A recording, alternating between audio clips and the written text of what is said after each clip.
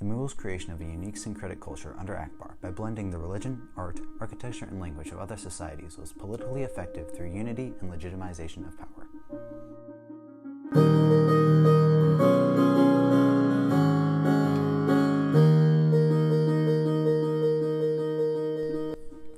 What if society throughout history suddenly did away with separate cultures?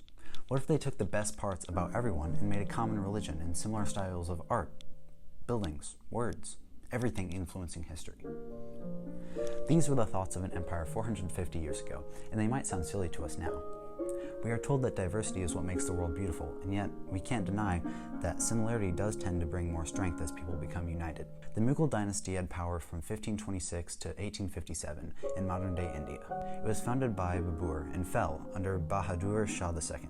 But there were many important rulers in between, the one most prominent for our discussion being Akbar the Great, who ruled from 1556 to 1605. Akbar is arguably the most relevant leader in all of Mughal history, being known for unifying the empire through consolidation of power and great religious tolerance. The Mughals' creation of a unique syncretic culture under Akbar by blending the religion, art, architecture, and language of other societies was politically effective through unity and legitimization of power. So, how were these cultures blended? The first major aspect of culture that was blended was religion. Most of the Mughal Empire was Hindu, but under Akbar, many other less popular religions were seen, including Buddhism, Christianity, Judaism, Zoroastrianism, and Jainism. These eventually contributed to the synthesis of religion. Akbar was extremely tolerant, even before his creation of blended religion. He abolished the poll tax against non-Muslims and married a Rajput princess who was Hindu, not Muslim. Akbar was religious, but participated in multiple sacred communities. Author Anne-Marie Schimmel writes in her book about the Mughal Empire. Akbar honored the image of the Madonna in the chapel in the presence of Jesuits, and also took an interest in the rites of the Parsis, particularly their cult of fire. Above all, he strove for a profound understanding of Hinduism, and to this end he encouraged the translation of the most important Sanskrit texts. The epitome of this was his religion, the Din-e-Ilahi. The first-hand chronicles of Akbar's reign, the Akbarnama, state, "As the world exercises sway on the principle of universal peace, every sect can assert its doctrine without apprehension, and everyone can worship God after his own fashion." Although the term for Akbar's blended religion came later, it is apparent that he attempted to have the elite take it up also. The third volume of the Akbarnama says, "Study the daily doings and manners of your companions. Be instant in prayer. Do not let reprisals pass beyond bounds, and do not attend to such matters when angry or hungry. Be not offended by diversity of religion. Struggle hard to sit in the shade of peace with all." We also see cultural blending in Mughal art. The arts were seen to flourish under Akbar more than any other ruler from the Mughal Empire. Paintings that portray Akbar were drawn during this time period and included in the records, although very much exaggerated. These paintings, seeming mostly of Persian style, seek to legitimize the power of Akbar through what is almost propaganda. It also becomes apparent that Asian influence existed as well. Let's look at this porcelain dish from the Ming Dynasty. Although it's contrasting material and color, it has a very similar design as a set of glassware from the Mughal period. And the next area we see syncretism is in architecture. Indian, Persian, Islamic, and Timurid styles were blended together to mark a period of great quality and refined architecture in India under the patronage of Akbar. An article from the Met Museum says, "The trademarks of the Timurid style were monumental scale, multiple minarets, polychromy tile work, and large bulbous domes.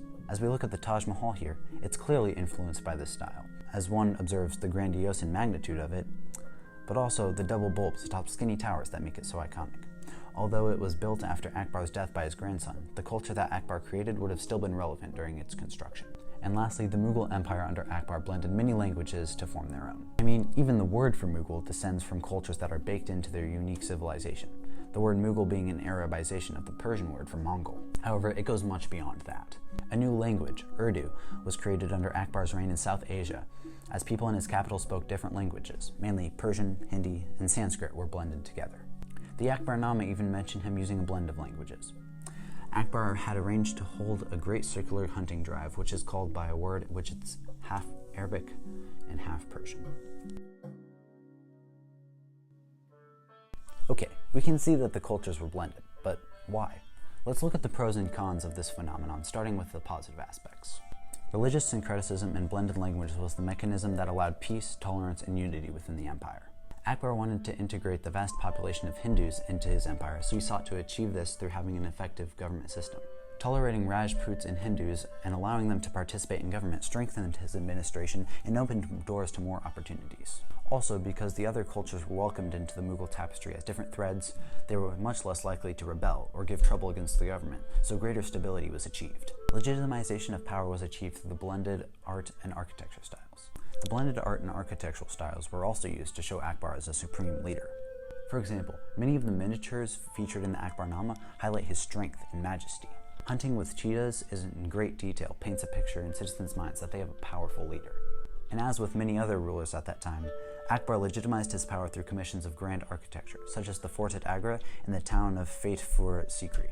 The blended styles allowed this to appeal and get the point across to all citizens of all ethnicities in the empire.